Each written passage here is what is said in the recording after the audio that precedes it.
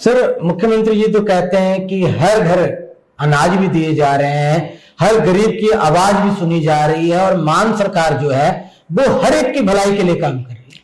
मुख्यमंत्री कुछ भी झूठ बोल देते हैं। पहले दिन हरे पेन से साइन करूंगा कैबिनेट में, वो तो 1.5 साल हो गया, एक पैसा नहीं मिला। आयुष्मान जो केंद्र की योजना थी 5 लाख रुपए तक का फ्री जो इलाज था, उसमें 40% जो स्टेट ने डालना था वो भी इन्होंने बंद कर दिया। पर सरकार तो कह रही है कि गेहूं की जगह आटा पीस कर देंगे और डीपी होल्डर जो है वो घर घर पहुंचा कर आएंगे। ना घर घर पहुंचा है ना पीस कर, लेकिन नीले कार्ड काट दिए हैं, बहुत भारी गिनती में काट दिए हैं और लोग त्राही त्राही कर रहे हैं।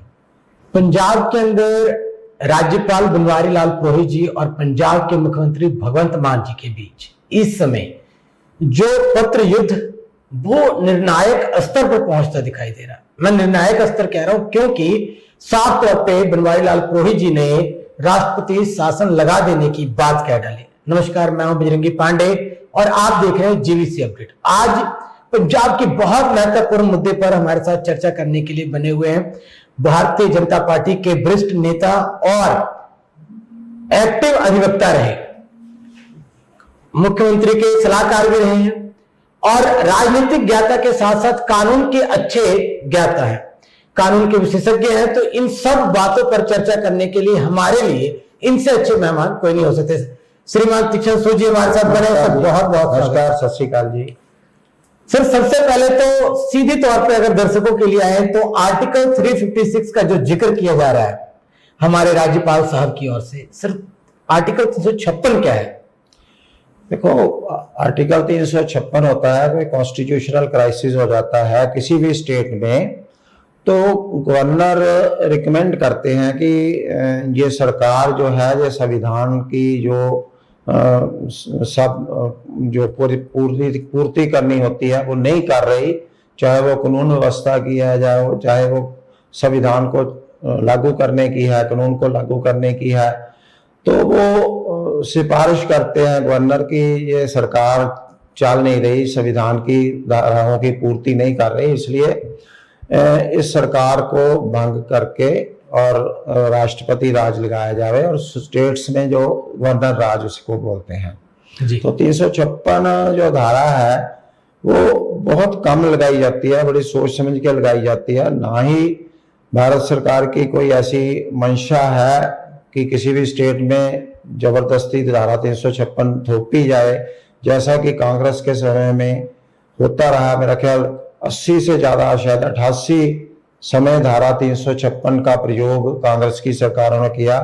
जहां जब बाबरी मस्जिद का ढांचा टूटा था तो भी 4 स्टेटों को, अच्छी भली चलती सरकार को वहां कुछ भी नहीं हुआ था तो तोड़ दिया गया था। लेकिन भाजपा ऐसा नहीं सोचती, वो लोकतांत्रिक जो मूल्यों को में विश्वास रखती है, उसकी मंशा नहीं है ऐसा कोई। लेकिन हालात खुद मुख्यमंत्री कुछ ऐसे बना रहे हैं कि जैसे इनवाइट कर रहे हो कि धारा 356 लगाओ। और मैं सुनता हूं कि डॉक्टर अंबेडकर के संविधान को जानबूझकर किसी की शह पर या दिल्ली वालों को कहने पर 3 करोड़ 3.5 करोड़ पंजाब के लोगों से धक्का किया जा रहा है, उनको गुमराह किया जा रहा है। यहाँ के लोकतंत्र का जो ध्वस्त करने की एक कोशिश की जा रही है आम आदमी पार्टी के नेताओं द्वारा, जो दिल्ली की तर्ज पर, और असली मुद्दों से ध्यान हटाने के लिए वो कंपेल कर रहे हैं कि क्या कोई नॉन इशू को हम खड़ा करें और बाद में केंद्र सरकार या भाजपा के हम विरुद्ध बोलने के लिए एक प्लेटफॉर्म ढूंढें। ऐसा कुछ चल रहा है जो कि बड़ा दुखदायी भी है और जो दुर्भाग्यपूर्ण भी है। सर, आप तो पंजाब के मुख्यमंत्री के सलाहकार भी रहे हैं, सरदार प्रकाश सिंह बादल जी के राजनीतिक सलाहकार भी रहे, तो एक मुख्यमंत्री की ओर से अगर कोई राज्यपाल किसी चीज की जवाबदेही मांगता है, अगर पत्र के माध्यम से कोई चीज की जानकारी मांगी जाती है, तो क्या मुख्यमंत्री साहब की जिम्मेवारी नहीं बनती कि जवाब दी जाए? बिल्कुल, ये संवैधानिक हमारे जो धाराएं हैं, प्रोविजन है 167 जो है 167 उसमें क्लियर लिखा है कि राज्यपाल जो भी इंफॉर्मेशन मांगते हैं, जो भी वो कहते हैं, वो मुख्यमंत्री को सप्लाई करना पड़ेगा, वो जवाब देना पड़ेगा। और हमारे माननीय राज्यपाल बनवारी लाल प्रोहित जी बार बार उनको पत्र लिख रहे हैं। नशे इतना बड़ा मुद्दा है पंजाब पर, उनको खुद वो जाते हैं जब फील्ड में, वो देखते हैं कि दुकानों पर, किराना की दुकानों पर नशा, और लॉ एंड ऑर्डर की स्थिति है कि रोज कोई ना कोई गोली चल रही है, शांति भंग हो रही है, गैंगस्टरों का राज है, जेलों में मोबाइल बिक रहे हैं। तो क्यों ना पूछे गवर्नर साहब, गवर्नर साहब की ड्यूटी ये है कि वो स्टेट में केंद्र द्वारा कॉन्स्टिट्यूशन को लागू करने के लिए एक नुमाइंदा होते हैं राष्ट्रपति के, उनकी ड्यूटी है, संविधान ने उनको जिम्मेदारी दी है कि आप स्टेट की जो भी हालत है उसके बारे में रिपोर्ट करना। अगर वो जनता के हित में नहीं है हालात तो वो रिपोर्ट करनी पड़ेगी। और जब वो रिपोर्ट करने के लिए इनसे सूचना मांगते हैं, कोई डॉक्यूमेंट मांगते हैं, तो ये बजाय कि वो संविधान की पालना करते हुए वो सूचना देना, इंफॉर्मेशन देना, उसकी बजाय जो डेरोगेटरी भाषा, नीचा दिखाने वाली बद्दी भाषा में गवर्नर साहब से बात करते हैं। ये होता कौन है, गवर्नर को राइट किसने दिया? गवर्नर को तो गवर्नर ने तो आपको जो ओथ दिलाई है मुख्यमंत्री की, आप मुख्यमंत्री कैसे बन गए? और कॉन्स्टिट्यूशनल, जैसे कॉन्स्टिट्यूशनल अथॉरिटी सीएम है वैसे ही कॉन्स्टिट्यूशनल अथॉरिटी गवर्नर है। जो टकराव तो होना नहीं चाहिए। पंजाब में जो पहली स्थिति है, और आम आदमी पार्टी राजकतावादी पार्टी है, ये जानबूझकर टकराव डालती है और जो हमारी संस्थाएं हैं, हमारे विधान है, संविधान है, उनको ध्वस्त करना चाहती है, ताकि ये एक नया सिस्टम खड़ा करना चाहती है। ये आम आदमी पार्टी और नुकसान पहुंचा रही है पंजाब को, बड़ा बुरा भयंकर नुकसान पहुंचा रही है यहाँ के लोगों को। और सरकारों में, लोकतंत्र में, कॉन्स्टिट्यूशन में एक तरह से उनका विश्वास भंग करना चाहती है ये आम आदमी पार्टी। और मुख्यमंत्री कठपुतली बने हुए हैं दिल्ली के। पंजाबी तो ऐसे नहीं करते जैसे ये मुख्यमंत्री करते हैं, तो बड़ी शर्म हमें भी आती है। हमारा पंजाबी मुख्यमंत्री जब विधान संविधान के खिलाफ बोलता है, तो गवर्नर ने तो अपनी ड्यूटी निभानी है। जो गवर्नर साहब जो कर रहे हैं बिल्कुल संविधान के अनुसार कर रहे हैं। मुख्यमंत्री भगवंत मान जी पहले राज्यपाल जी के पत्रों को लव लेटर करार दे देते हैं, और आज उन्होंने स्पष्ट रूप से कह दिया कि राज्यपाल जी ने धमकी दे दी, उनके पत्र को उन्होंने धमकी करार दे दिया। देखो, ये लव लेटर वगैरह वाली भाषा ना बहुत बहुत गंदी भाषा है। इसको पार्लियामेंट्री भाषा या डिसेंसी नहीं कह सकते। ये तो इतने बड़े कॉन्स्टिट्यूशनल ओहदे का ना अपमान है, सीधा सीधा अपमान है जो भगवंत मान कर रहे हैं। ये तो हमारे बाजारू भाषा में भी ऐसे शब्द नहीं बोलते कि किसी के जो लीगल पत्र को या लीगल अथॉरिटी को, कोई डीसी मेरे को नोटिस भेजता है, पत्र भेजना, उसको कहूँ आपने लव लेटर भेज दिया जाए। बिल्कुल बेहुदा बात है, वाहियात बात है। भगवंत मान को ऐसा नहीं कहना चाहिए। और चुनौती की बात क्या है, अगर तुम भगवंत मान जी खुद ही इनवाइट कर रहे हो चुनौतियां, तो गवर्नर साहब तो अपनी ड्यूटी निभा रहे हैं, वो तो ड्यूटी निभाएंगे। उन्होंने तो कोई कभी out of the law, out of the constitution बात ही नहीं अब तक की। वो तो कागज पत्तर में सारी बात करते हैं, वो जवानी तो ऐसा कुछ बोलते ही नहीं है। तो इसलिए जनता को गुमराह मत करो, पंजाब की जनता को गुमराह मत करो। पंजाब पहले से ही लॉ एंड ऑर्डर से ग्रस्त है, बाढ़ से ग्रस्त है। रोज एक नौजवान, कम से कम एक नौजवान नशे में मर रहा है। जो आप दावा करते थे कि 3 हफ्ते में केजरीवाल ने गारंटी दी थी 3 महीने में खत्म हो जाएगा नशा, अब आप 1 साल मांग रहे हो, फिर 5 साल भी ऐसे बीत जाएंगे। सो ये बातें करके आप टाइम गुजार रहे हो और लोगों का ध्यान भटकाने के लिए ये सारा गवर्नर से आप पंगा ले रहे हो। सर, अगर जिस प्रकार से देखा जाए कि माननीय मुख्यमंत्री और माननीय राज्यपाल साहब जी के बीच ये एक तकरार बढ़ गया, इन तकरार के बीच आम लोगों का, पंजाब के लोगों का सर कितना नुकसान होता है? पंजाब के लोगों का बहुत बड़ा नुकसान होने वाला है और उसके जिम्मेवार सिर्फ और सिर्फ भगवंत मान हो गए। बहुत बड़ा नुकसान होने वाला पंजाब का। इससे केंद्र नहीं चाहता बिल्कुल धारा 356 का प्रयोग करना, परंतु भगवंत मान जानबूझकर पंजाब को राजकता में धकेलना चाहते हैं। कभी कहते हैं गवर्नर के घर के बाहर धरना लगाएंगे, कभी कुछ कहते हैं, कभी कुछ कहते हैं। ऐसा होता है कभी? ऐसा कभी नहीं हुआ आज तक पंजाब में, जब से जो आम आदमी पार्टी बनी है। पहले दिल्ली में जो एलजी के खिलाफ उन्होंने शुरू किया। अब देखो भाई, जो भी सिस्टम है सब कॉन्स्टिट्यूशन से चलता है। इलेक्शन कॉन्स्टिट्यूशन के हिसाब से होता है, सीएम कॉन्स्टिट्यूशन के हिसाब से बनता है। इसी तरह गवर्नर भी उसी कॉन्स्टिट्यूशन के हिसाब से लगा। आप उसकी अथॉरिटी को कैसे इग्नोर कर सकते हो, कैसे डिफाई कर सकते हो कि गवर्नर कौन होता है? गवर्नर क्यों नहीं होता? गवर्नर तो उसी संविधान का हिस्सा जिसमें जिसने आपको सीएम बनाया, उसी गवर्नर ने आपको सौगंध खिलाई, उसी गवर्नर के साइन के बगैर आपका कोई कानून पास नहीं हो सकता। ये समझने की बात है ना।